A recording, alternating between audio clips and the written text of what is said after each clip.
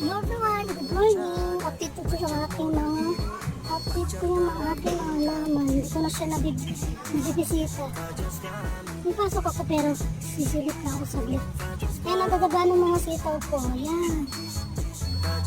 Parang ko namin yung medyo in-enjoy pa rin yung aking birthday na ang dami ko yung galapos pa din. Ayan, mataas na yung puro na yung berry ko. Ayan. Nakalagay namin yan.